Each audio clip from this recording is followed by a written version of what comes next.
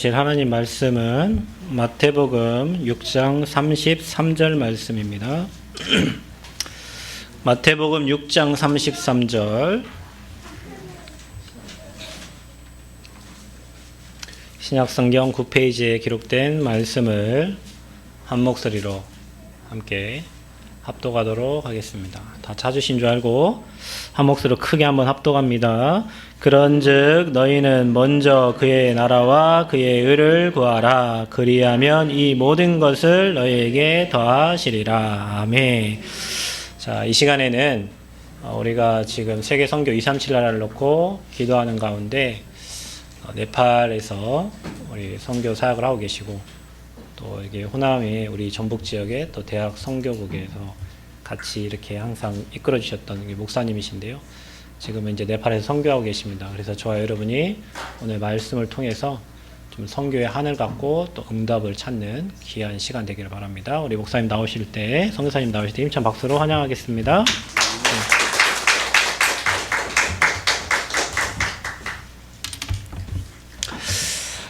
반갑습니다.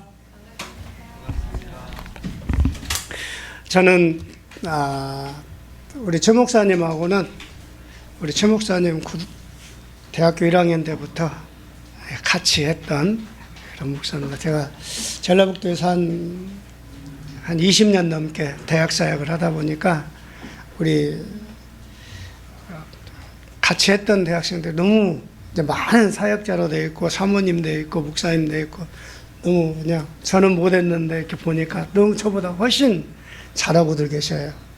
근데 저는 오늘 선교 보고를 하러 왔는데 사실은 선교사로서 아마 제일 못하는 선교사가 저입니다. 자격도 없고. 왜냐? 첫 번째, 선교를 나갔는데 말을 못하는 선교사예요. 영어도 안 되고 네팔어도 안 되는 그런 선교사가 선교를 나갔습니다. 그렇기 때문에 저의 기도 제목은 딱 한 가지뿐이 없습니다. 하나님이 원하는 자리에 있게 하옵소서. 하나님 말씀 따라가게 하옵소서. 이겁니다. 왜? 내가 할 수 있는 게 아무것도 없으니까요. 그래서 오늘 하나님께서 우리를 어떻게 인도하셨는가를 잠깐 보고를 드리겠습니다. 그 전에 먼저 제가 왜 오늘 이 말씀을 택했냐면은 이 말씀을 통해서 제가 하나님의 인도받는 과정을 잠깐 말씀드리고 또 거기에서 어떻게 CVDIP를 붙잡고 인도를 받았더니 하나님께서 역사하셨는가를 잠깐 여러분 앞에 보고 드리겠습니다. 사실은 제가 목회를 꽤 오래 했어요. 우리 다락방도 목사 안수 받고 나서 한참 있다가 만났어요. 근데 제가 충격받았던 것은 저는 원래 나름대로 예수 그리스도에 대해서 너무 열심히 복음 전하는 목사였어요. 그리고 설교에서 예수 그리스도의 보혈에 빠지면은 설교가 아니다라고 생각했던 목사입니다. 그럼에도 불구하고 예수가 그리스도인이 다락방 메시지를 들으면서 너무나 가슴에 이렇게 충격을 받고 그래 맞다. 내가 못하는 건 뭐냐. 나는 그리스도 예수를 말만 했지 실제적으로 성도들에게 적용을 못 시켜줬구나. 그래서 성도들을 내가 붙잡고 예수 그리스도에 대해서 복음을 말하고 그 다음에 해주는 게 뭐냐. 겨우 당신은 구원 받았습니다. 이제 천국 갈 수 있습니다. 그 다음에 내가 뭐 해줬냐. 신비주의 하면서 기도하면서 병 고쳐주고 나를 따라오는 성도를 만들었어요. 그러다가 이거 아니다라는 걸 알았죠. 그래서 그들은 제가 신비주의 했던 걸 다 놨습니다. 다락방 하면서 다 놨습니다. 그리고 오직 당신들은 나 쳐다보지 말고 예수님만 바라봐라. 왜? 내 안에 계신 성령은 어디 계신다? 당신들 안에도 있다. 우리 자녀들이 초등학교 한 3학년 때쯤 그때까지만 해도 어떻게 했냐. 아프면 저한테 와요. 아빠 어디 아파요. 기도해 주세요. 기도해 주죠. 어느 날부터 3학년 때부터인가 와서 그래서 야, 네 안에 예수님 어디 계셔? 내 안에. 네 안에 계신 예수님하고 아빠 안에 계신 예수님하고 같아 틀려? 물어봤더니 같다는 거예요. 그러면 네 안에 계신 예수님께 기도해야지. 그랬더니 어려서부터 애들이 기도하더만 아빠 나 나섰어 하고 오더라고요. 그래서 봐라, 네 안에 계신 예수님과 내 안에 계신 예수님은 똑같다. 단지 내가 그 예수 그리스도를 얼마만큼 누리느냐에 따라서 능력이 달라진다. 제가 예수가 그리스도임을 알았습니다. 내 안에 주인 되심을 알았습니다. 믿었습니다. 확실하게 믿었어요. 누가 뭐라 해도 의심 하나도 안 했어요. 나는 모든 거 맡겼다고 그랬어요. 근데 이상한 건 되어지는 게 없는 거야. 목회도 안 되어지고 하는 일마다 안 되어지고 가정의 문제가 계속 오는 거야. 심지어는 저희 한 번에 저희 2005년도에 저희 집사람이 갑자기 암 걸려가지고 암 수술했어요. 전북대 병원에서 암 수술하고 그 다음에 제가 갑자기 또 쓰러져가지고 1년 만에 쓰러져가지고 간이식을 했어요.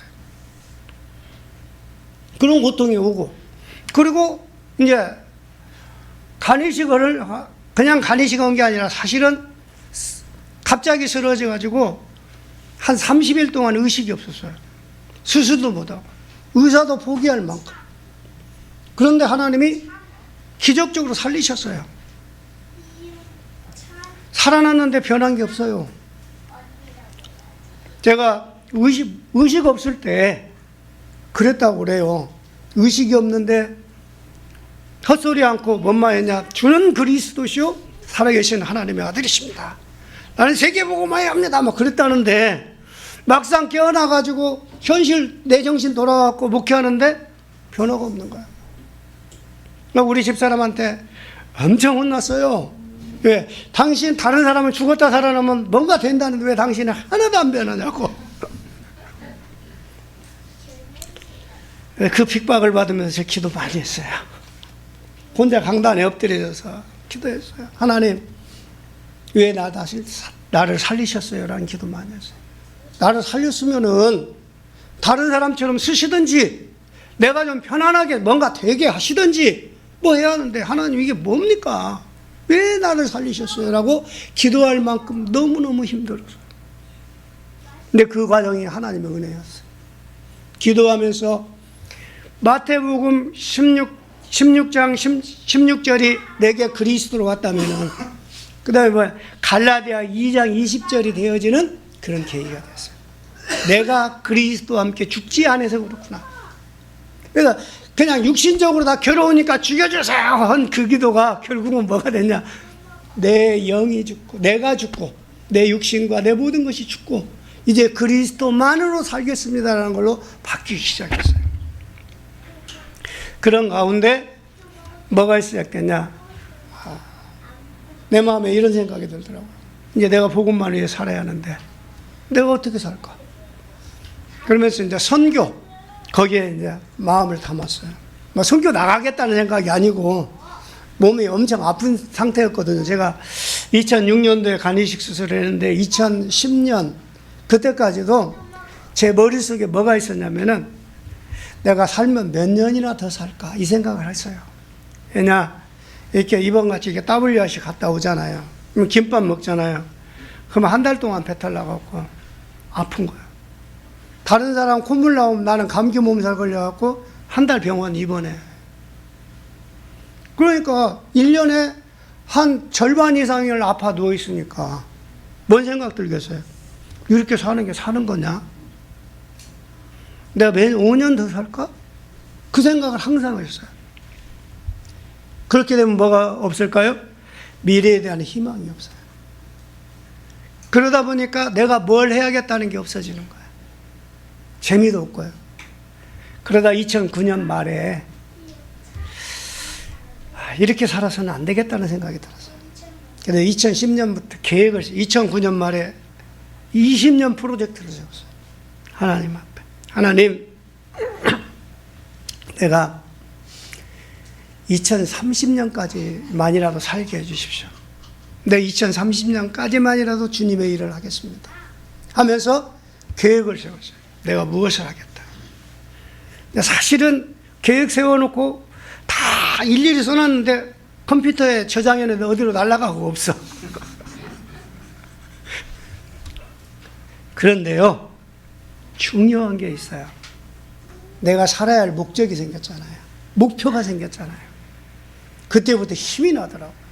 내가 살아야 할 이유가 생기니까. 그래가지고 그때부터 어떻게 했냐.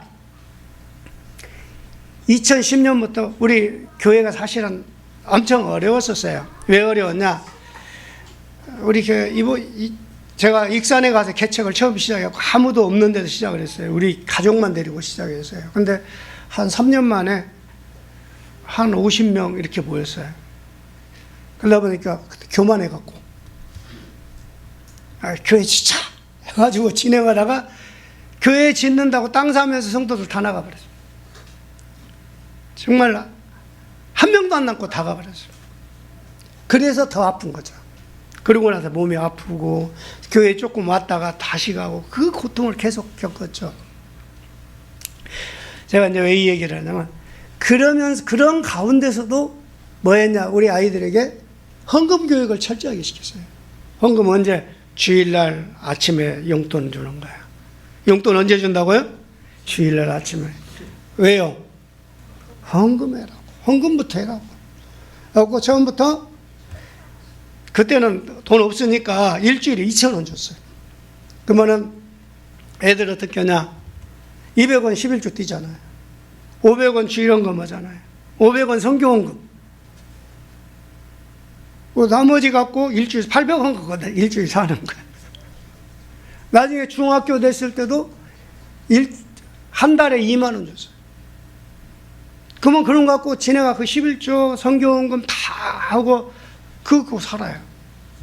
근데 그게 뭐가 됐냐? 헌금 경제관이 올바로 세워지는 거예요. 왜? 조금 갖고 써야 하니까 정확히 쓰는 거예요. 계획이 있게 쓰고 먼저 하나님 것 드리는 거. 지금도 마찬가지입니다. 지금도 애들 딱 그러면 이게 큰애 같은 경우 이렇게 보니까 11조 하죠. 10분의 1. 그 다음에 성교헌금 10분의 1. 10분의 1 더 하죠. 성교헌금을. 그리고 주일헌금 뭐 이렇게 헌금해서 보통 헌금을 30% 해요. 그리고 거기에서 또 적금 들죠. 또 미래를 위한 또 투자를 해요. 시켜요. 투자. 그리고 지가 갖고 쓰는 건 3분의 1 갖고 쓰는 거예요. 나머지 갖고. 근데 3분의 1 갖고 다 하더라고요. 그냥 제가 왜 이 얘기하냐면 우리 자녀들에게 그 필요하기 때문에 얘기하는 거예요. 이 규모 있게 쓰면은 제가 그래서 그 얘기하거든요. 앞으로 10년 후에 한 달에 50만 원씩 투자를 해요. 그러면 10년 후에는 네가 받는 월급보다 훨씬 많을 것이다. 그게. 말을 자꾸 왔다 갔다 해서 죄송합니다. 네. 어쨌든 간에 계획을 세웠어요. 근데 우리 교회에는 그런 성교헌금이 꾸준히 나왔어요. 교인 몇 명 안 돼도, 뭐 10명도 안 됐어도 성교헌금이 항상 나왔어요. 근데 항상 어떻게 했냐. 성교헌금 모아가지고 내가 1년에 한번 해외 가야겠다. 해외에 내가 성교 한번 간다. 모아놨다가 연말 돼서 어때요? 결산 따가면은 경상비가 많이 났으니까 그거 다 들어가요. 그래. 그 성교를 한 번도 못 가는 거야. 그래서 2010년도에 딱 세우면서 어떻게 했냐. 성교비는 성교비다. 그때부터 성교 보내기 시작했어요. 성교를 보내면서 다른 사람 다 하는데 말고 별로 안 는 데를 한번 찾아보자 해가지고 네팔을 제가 관심을 갖고 선교천국에다 질문 이렇게 물어봤어요. 우리 선교사 있냐? 없다는 거야. 뭐 우리 사역자 있냐? 없다는 거야. 그러면서 네팔 담당을 이렇게 목사님을 소개해서 그 교회 전도사님 소개를 받아가지고 지금 통역하고 있는 그 친구를 소개를 받았어요. 거기서 다락방 사역을 너무 잘하고 있다고. 그래서 가보지도 않고 3년 동안 매월 200달러씩 보냈습니다. 우리는 생활비 10만 원도 못 갖고 살면서 200달러 보냈어요. 그래서 내가 선교 현장에 있는 사람에게 약속한 것이니까 내가 아무리 어려워도 그건 보내야겠다. 그러면서 꼭 그렇게 보냈어요. 근데 이제 그쪽에서 자꾸 전화 올 거 아니에요. 목사님이 누군데 나 얼굴로 모르면서 이렇게 매월 200, 가다 보니까 네팔에 200달러면 상당히 큰 금액이더라고. 근데 200달러를 매월 보내줄까? 하고 목사님 네팔 한번 오세요. 갈 수 있어야죠. 선교비 다 보내고 갈 돈이 없으니까 못 가는. 그런 과정 속에서 한 3년 지나고 나서 우리 아이들 대학교 졸업하고 이제 좀 월급 받고 그러니까 선교비가 조금 여유가 있어서 현장을 들어가게 됐어요. 근데 그 부분은 제가 왔다 갔다 하니까 죄송합니다. 그 부분은 조금 이따 보고하고 제가 이제 그 처음에 얘기하고 싶었던 거. 그래서 내가 그러니까 그리스도와 함께 죽기 위해서 기도했더니 정말 그런 과정 속에서 내 욕심과 내 생각 다 내려놓고 나는 주님 것입니다. 살든 죽든 주님 알아서 하십시오라고 맡기며 기도하기 시작했어요. 그러면서 선교 공금도 시작하고 선교를 시작을 했어요. 근데 거기에서 뭘 체험했냐? 바로 이 마태복음 6장 33절이 체험되어지는 거예요. 내가 오직 주의 나라와 주의 의만을 위하여 살았더니, 하나님 복음만을 위하여 살았더니 나는 도저히 계산할 수 없는 그런 일들을 하나님이 하시는 거예요. 내가 다음에 뭐가 필요할지, 얼마가 필요할지, 어떻게 살아야 할지 계산이 안 나오는데 하나님은 항상 너무 정확하게 준비하시고 인도해 가시는 걸 체험하면서 살았어요.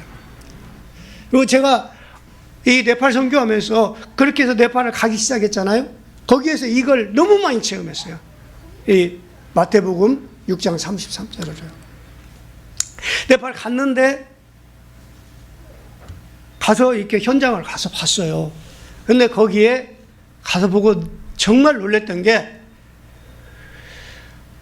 800만, 일본에 800만 귀신 우리는 엄청 많다고 하잖아요. 네팔은 얼마인지 아세요? 3억 3천만 귀신을 삼키고 있어요. 그러니까 사거리라고 생긴 데는 다 신전이 있어요. 조금 큰 사거리. 골목골목에도 다 벽 담에 이렇게 해놓고 거기에다가 신만 해놓고 자기 집에 해놓고 옥상에 신집이 따로 있어요. 옥상마다 신집이 따로 있어요. 집집마다 섬기는 귀신이 다 틀려요. 심지어는 가다가 놀 데가 없으면 길바닥에다가 돌멩이 하나 깔아놓고 그 돌멩이에다가 빨간 칠 해놓고 거기다 아침마다 뭐예요? 꽃 갖다 놓고 철하고. 정말 그 우상을 보는 순간 내 능력과 상관없이 하나님이 어떻게 하셨냐? 밤새도록 기도하게 하시더라고요. 정말 이 영혼들 어떻게 해야 합니까? 이 영혼 어떻게 해야 합니까? 라고 하나님께 계속 질문했어요. 이 우상에 빠져 죽어가는 이 사람들을 어떻게 해야 합니까? 막 그렇게 기도하다 보니까 하나님이 내 마음에 막 네팔을 향하여 눈물을 흘리며 기도하는 예수 그리스도 막 이게 막 떠나지를 않는 거예요. 그래가지고 그러면서 하나님 그래도 나는 할 수 없잖아요. 우리 교회가 조그마한 내가 뭘 어떻게 하겠어. 근데 거기에서 네팔 목사님들을 만났어요. 현지 목사님을 만나서 대화를 내가 하고 있는 렘넌트 사역 그리스도 복음운동에 대해서 얘기하니까 와서 도와달라는 거예요. 그래 전도학교를 해라. 그랬더니 어떻게 하는 거냐고. 그래서 매주 모여서 장설적인 그 메시지를 해라. 내가 한 번씩 오겠다. 그러니까 그쪽에서 전도학교 해달라는 거예요. 오케이.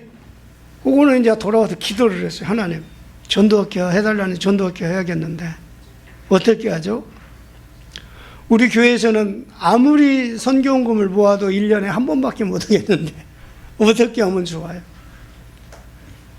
계속 기도하는데 나도 모르게 내 입에서 그 통역자한테 약속을 했어요. 뭐라고요?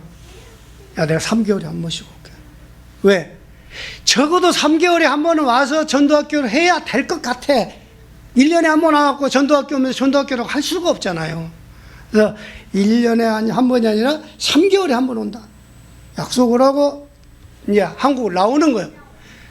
나오는데 이제 그때부터 얼마나 걱정되겠어요.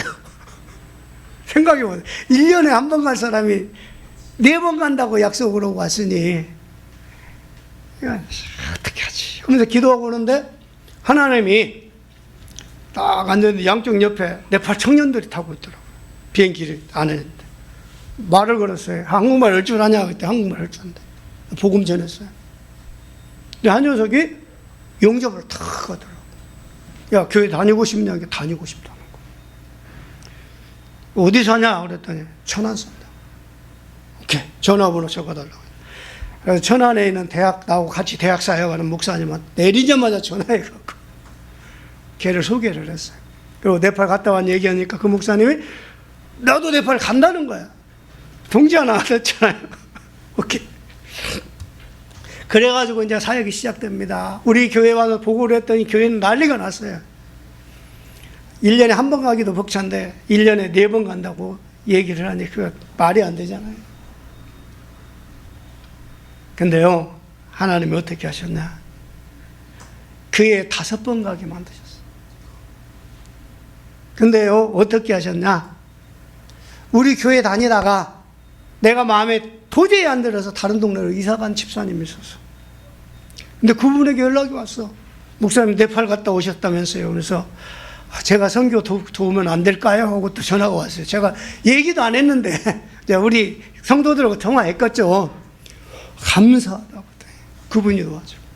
불신자 친구한테도 내가 이러니 불신자 친구도 좋은 일 한다고 하면서 지금까지도 웃고 있어요. 많은 액수는 아니지만. 그러니까 하여간 여기저기서 도와주는데 너무나 필요한 만큼 하나님 다 주시는 거예요. 그리고 또 그렇게 하면서 제가 건강이 그때만 해도 안 좋았어요. 제가 한번 서울에 아산병원 갔다 오면은 어떤 식이냐면 하루 종일 아파 누워 있어야 해요. 힘들어서. 그런데 여기서 월요일날 네팔에 비행기 타고 가요. 가서 그날 저녁 자고 그 다음날 카트만두에서 화수 이틀 전도학교를 하고 수요일날 저녁에 차를 렌트해가지고 그 다음 주 목요일날까지 돌아다니는 거예요. 우리나라 도로는 틀립니다. 비포장 도로에 밤에 이동하니까 괜찮아요. 낮에 이동하면은 불안해갖고 있지 못하겠어요. 이렇게 딱 옆에를 보는 순간 이렇게 생겨서 이렇게 내를 따라서 길이 돼 있거든요. 이게 이쪽에서 벼락을 깎아가지고 이렇게 하고 이렇게 내로. 이게 보통 한 50m, 60m, 깊은 데는 200m 낭떠러지요. 이 2차선도 제대로 안 된 거기를 그렇게 다니는 거예요. 그리고 이제 산길이니까 얼마나 구불구불하겠어요. 그러니까 밤에 이동하고 낮에 집회하고 밤에 이동하고 나는 밤에 차 타면 잠 못 자고 나중에는 메시지에다가 졸고 그래도 괜찮아. 왜? 통역하는 사람이 내가 똑같은 메시지만 계속 오니까 졸고 있어도 똑같은 메시지 해주니까. 근데요, 하나님이 건강을 지키시는데 그렇게 다녔으면 한국에서 그렇게 다니면 난 죽었어야 하잖아요. 쌩쌩하고 옵니다. 한국에 와서 한 2, 3일 아프고 또 가면 괜찮고. 야, 어떨 때 하나님 너무하십니다. 그 얘기도 그 생각도 들으니 아니 하나님 진짜 선교 현장에서 할 때는 하나님이 건강 주시더만 왜 한국만 오면 비실비실하게 만들어요.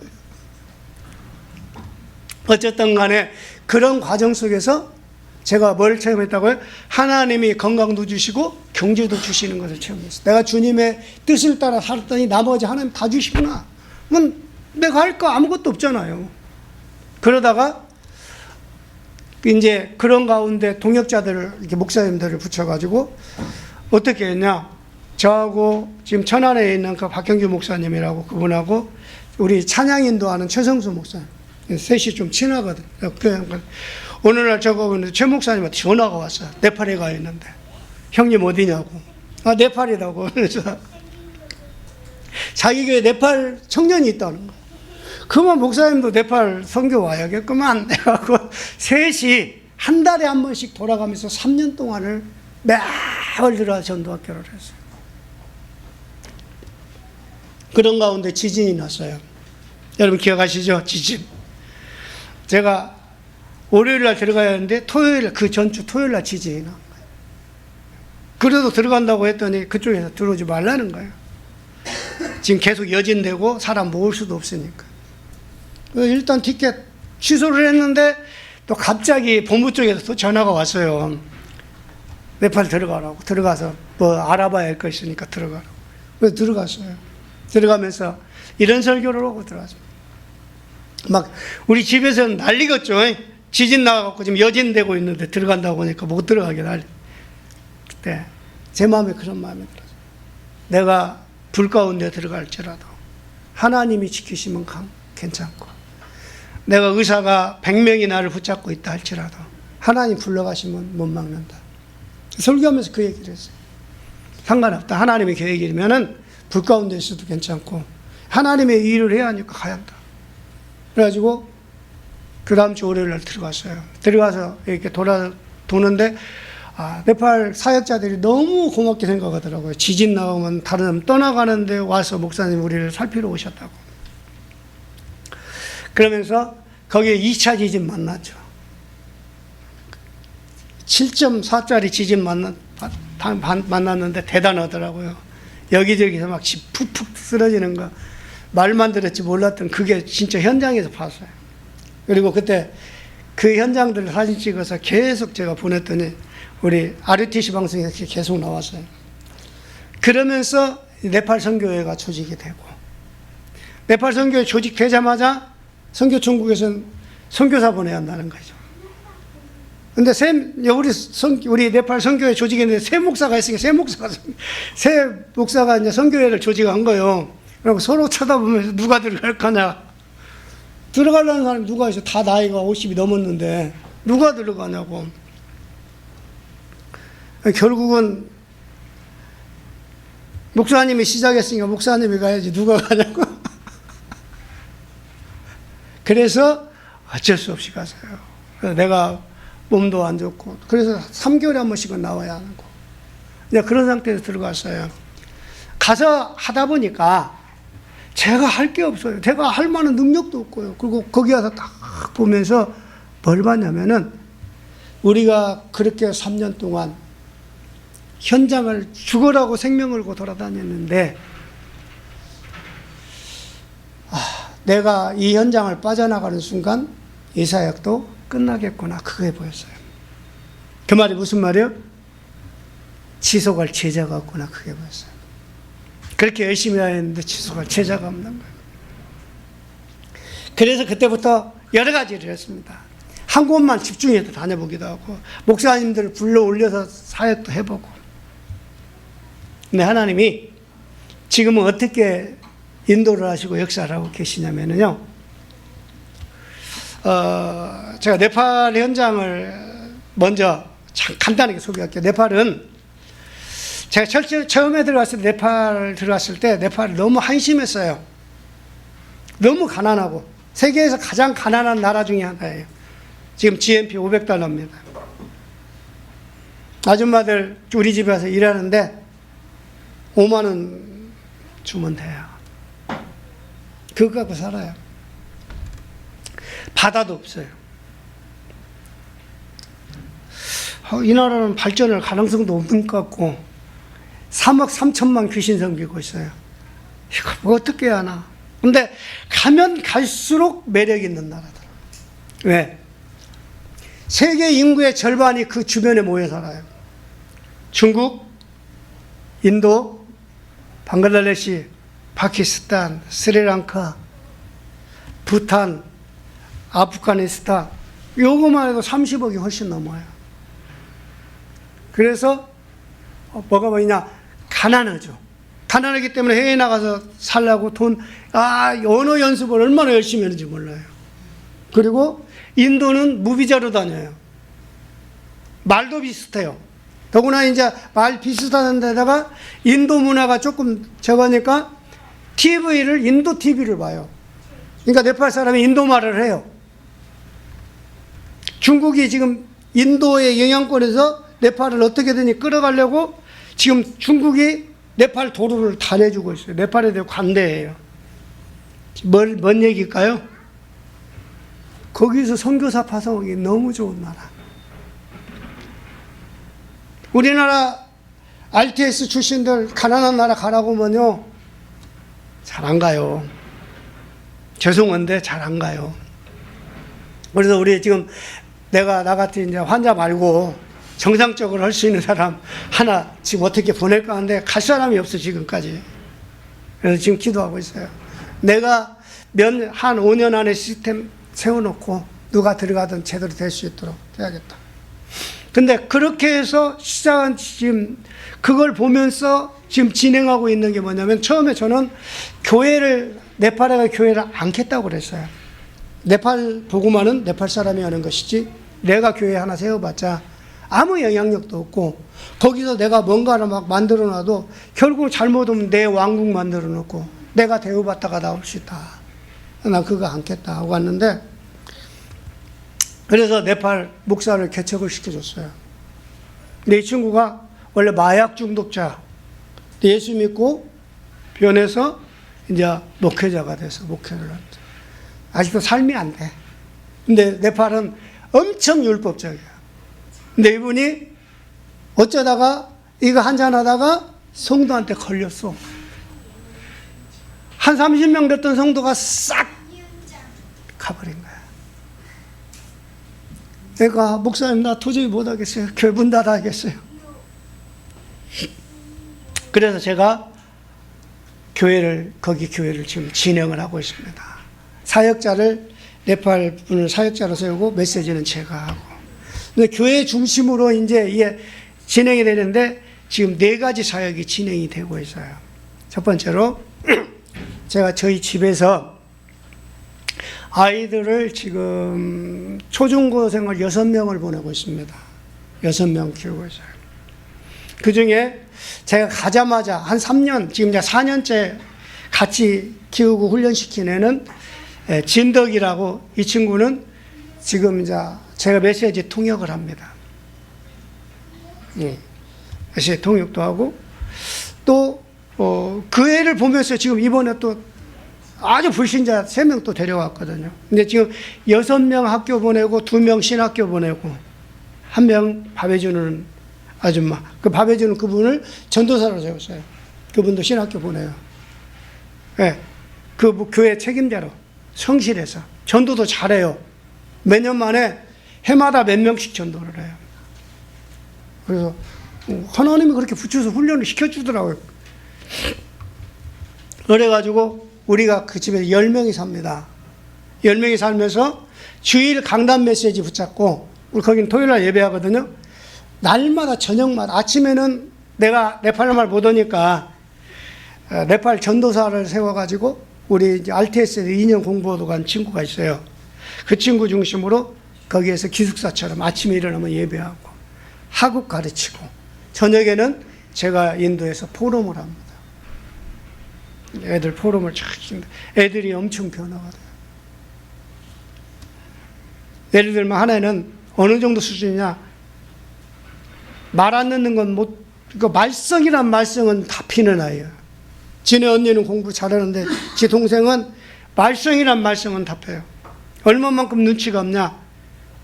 밑에서 어른들 일하고 있는데 3층에서 밥 먹고 그 쇠로 된 접시 있잖아요. 그걸 밑에다 집어 던지는 애. 어떻게 할까요? 근데 그 아이가 지금 엄청 변했어요. 어떻게 변했냐? 처음에는 화도내봤지만은 안 돼. 칭찬하기로 했어요. 걔가 잘하는 게 뭔가 하고 연구를 했어. 그래갖고 발견한 게 뭐냐? 애들하고 잘 어울려 놀고 리더십. 너는 리더십이 있으니까 앞으로 네팔에서 가장 훌륭한 비즈니스맨이든지 아니면 목회자가 될 수 있다. 딱 한 가지, 공부 못해도 된다. 딱 한 가지만 잘해라. 복음만 잘하면 된다. 요즘은 애들가 얼마나 바뀌어가고 복음도 잘하고 있는지. 그래서 지금 그 사역을 하고 있어요. 근데 거기에는 지금 아이들을 불러가지고 1:1 지금 자녀 삼기 이걸 통해서 후원을 하고 있는데, 지금 3명은 됐는데 나머지 3명은 아직 못 찾고 있어요. 지금 기도하고 있습니다. 제가 이렇게 얘기하면 사립학교 보내는데 사립학교를 보내고 영어가 될 수 있는 아이를 키우기 위해서 한 5만 원 들어가요. 학교 보내는데. 먹고 사는데 지네들 먹는 수준으로 먹이면 안 되잖아요. 나오고 사는데 조금 잘 먹이고 옷 사주고 책 사주고 모든 거 다 해야 되니까 그게 한 5만 원 들어가더라고요. 의료비까지 하면. 그래서 한 사람당 한 10만 원 가지면은 아예 사립학교를 보내서 영어하는 이게 랩런트. 그래서 선교사로 보낼 아이를 키우는데 이렇게 준비하고 있고요. 또 한 가지 사역은 어디에서 하고 있냐면 여기 한국에 일하러 오려고 공부하는 사람이 한국어 배우는 사람이 한 50만 명이 있어요. 한국이 그만큼 노망입니다. 그래서 거기에 있는 대학교, 국립대학, 트리부반 대학 앞에다가 학사를 하나 만들었어요. 이렇게 한 40평짜리 건물 한 층을 얻어줬어요. 그리고 거기 와서 살게끔 해주고 먹고 사는 건 너희는 알아서 하고 건물만 빌려주고 거기에 사역을 위해서 기도하는데 시간이 없으니까 간단하게 할게요.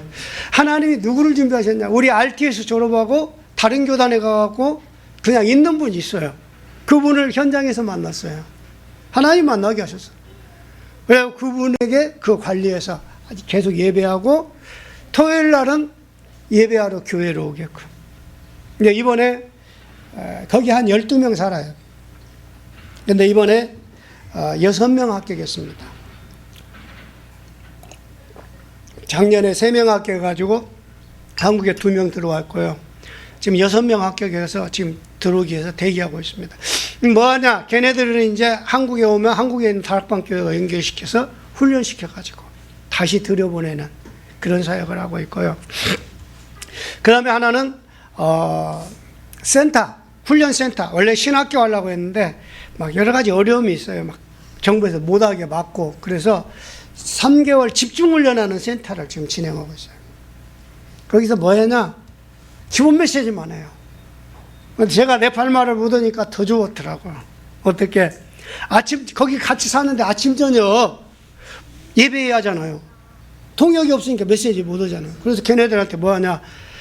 구원의 길, 네팔어로 적어 놓고 돌아가면서 시키는 거예요. 3개월 하니까 잘하더라고요. 성경 구절까지 줄줄줄 해갖고. 그래서 이번에 갔더니 거기 출신 훈련받았던 친구가 목사님 개척한다고. 목사님 집회해달라고. 근데 제가 집회하면 안 돼요. 왜냐면은 외국인이 전도하면은 당장 감옥 가고 추방당해요. 자기 나라끼리 전도해도 감옥 가요. 그래서 어떻게 해결했냐? 이제 이번에 들어가면은 개척 캠프를 시작합니다.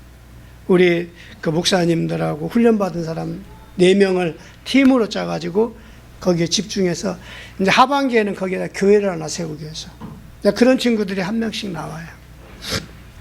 그리고 또 하나는 뭐 하냐면은 우리 그 교회 해줬던 그 목사님 못한다고 떠났잖아요. 시골로 보냈어요. 너 알지 못하는 시골로 가라. 그래서 시골에 어떤 원래부터 우리가 이제 돌았던 그 전도학교 했던 그 교회에 찾아가서 거기에서 지금 뭐 하고 있냐? 랩런트 훈련을 하는데 우리가 RUTC라고 지어줬어요. RUTC. 그분이 그거 잘하더라고. 6년 동안 저를 따라다니면서 배운 것은 기본 메시지밖에 없어요. 다른 거 하나도 안 가르쳤거든요. 어디까지? 5가지 확신까지만 가르쳤어요. 그 이상 안 가르쳤어요. 애들 2군데다가 한 군데 20명, 한 군데 80명 모아놓고 3일씩 먹고 자면서 지네 집에 있다가 3일 동안 이쪽 교회에 와서 먹고 자면서 밤새도록 계속 훈련받고 이쪽도 그래요. 한 100명이 훈련받고 있어요. 애들이 막 변해요. 기본 메시지가 막 제대로 돼요. 그러니까 옆에서 지금 우리도 해달라고 오는 사람들이 많이 있어요. 그래서 지난번에 카트만두로 불러 올려갖고 하려고 하니까 잘 안 되더라고. 바쁘다고 뭐 못 오고 뭐 돈 없어서 못 올라오고 차비가 없어서 카트만두까지 못 올라오는 거예요. 왜냐면은 제가 차비 주면서 올라오라고 할 수도 있는데 진짜 찾기 위해서 그냥 올라오라고 했더니 힘들어 하더라고. 그래서 이제는 제가 그 시골로 내려가려고 해요. 시골 내려가서 거기에서 하고 있는 그 현장에서 그 사람들 같이 먹고 자고 하면서 하는 거 보고 한 3주, 한 달 집중훈련, 기본 메시지 훈련해서 지역에 RUTC를 세워가라. 예, 그렇게 되면은 뭐가 되냐? 제가 하고 있는 미션홈과 여기 센터, 또 학사, RUTC 이런 데서 이제 아이들이 한 명씩 올라와요. 신학교 하겠다는 아이들이. 그러면 최소한 1년에 4명 이상, 5명 이상 올라오면은 어떻게 하려고요? 이제 RTS를 본격적으로 시작하려고. 그렇게 되면 네팔에 전체적으로 복음운동이 이제 퍼지죠. 지금 목사님들 들어오십니다. 그분들을 통해서 또 순회하면서 전도학교 하고, 거기에서 또 훈련받은 사람 중에 이렇게 나오면 같이 이렇게 해서 이런 사역을 진행하면은 하나님께서 그렇게 하시더라고요. 저는 내가 할 수 있는 게 말을 못하니까 못하잖아요.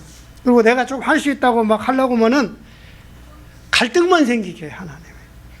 사람 인간 갈등만 생기게 하는데, 하나님께 맡기고 기도만 하고 있는데 하나님이 만남 주시고 하나님이 해가시고 나는 옆에서 구경만 하는 그런 일을 지금 이렇게 진행받고 있습니다. 정말 제가 말씀을 정리하면 그래요. 그리스도를 만난 내가 죽고 하나님께 모든 것 맡겼더니 뭐가 돼? 하나님이 해가시고, 그걸 보면서 뭘 찾아지냐? 정말 데살로니가전서 5장 16절에 18절이 보이는 거예요. 항상 기도해야 할 이유가 보이고. 왜 기도해요? 하나님의 인도받지 않으면 안 되니까 기도하는 거고. 기뻐하는 이유가 뭐예요? 항상 기뻐하라, 쉬지 말고 기도하라 그러잖아요. 기뻐할 이유, 하나님이 나에게 응답하시니까 기뻐할 수밖에 없고, 하나님이 인도를 받으려니까 기도할 수밖에 없고, 하나님이 나의 미래에 대해서 완전히 책임질 거에 보이니까 감사할 수밖에 없는 거예요. 근데 이게 뭐가 되니까? CVDIP가 보여지니까. 언약. 하나님이 나에게 주시는, 나는 시대 살릴 전도자요, 하나님의 자녀다. 이거 내가 되고 싶어서 그런 게 아니라 하나님이 주신 거예요. 세계복음화라는 비전 하나님 주셨어요. 그 중에 내가 그 세계복음화 비전 속에 내가 하나님의 계획을 붙잡는 게 드림이잖아요. 그래서 네팔 복음화, 그리고 주변 국가 복음화. 그러니까 하나님 그거 갖고 기도하면서 항상 그 시스템을 놓고 기도하는 거예요. 이루어질 시스템의 모습을 계속 놓고 기도하니까 하나님이 실제적으로 이렇게 만들어 가시고 작품을 만들어 가시는 것을 보게 됐어요. 여러분 계속 기도해 주시고, 네팔에 마음 품고 3억 3천만 귀신 쫓아내, 그걸 꺾을 뿐만 아니라 주변에 30억이 넘는, 인구 절반이 넘는 그 사람들을 복음화를 선교사 파송하는 나라로 여러분이 기도해 주시고, 또 마음에 품고 후원도 해 주시기 바랍니다.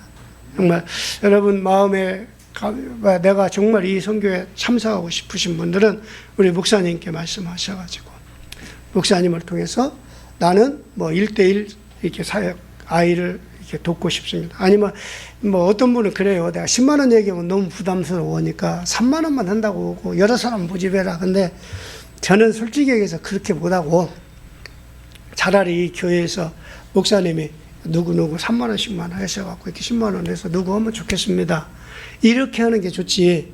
제가 막 누구 해갖고 그러면 내가 잘못하면 내가 나도 속겠더라고요. 장사꾼 되겠더라고요. 한 사람 앞에 3만 원이면 됩니다 하고 한 20명 하면은 나 많이 남잖아. 그죠? 내가 그럴 욕심이 생길까 봐서 저는 솔직히 그렇게 얘기를 해요. 왜? 제가 나이 먹어가고 가니까 다 좋은 게 그거 있어요. 자녀 교육 시킬 염려 없죠. 먹고 사는 문제 갖고 고통 뭐 할 필요도 없죠.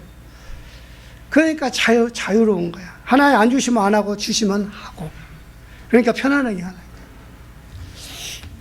여러분 계속 기도해 주시기 바랍니다. 우리 기도하겠습니다. 살아계신 하나님 감사합니다.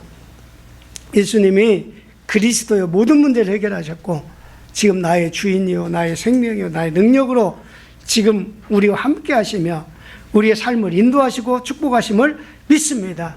이 축복을 끝까지 증거하는 증인되게 하시고, 지금 37개 나라에 아버지 하나님의 정말 이 복음을 못 듣는 사람이 너무나 많습니다. 아버지들에게 복음 전할 가슴을 우리에게 주시고 아버지 하나님 우리의 생을 걸고 우리의 삶을 드릴 수 있도록 주께서 역사하여 주시옵소서. 우리 남은 새생명교회를 축복하시고 복음 안에서 승리 있게 하옵소서. 예수 그리스도 이름으로 기도했습니다.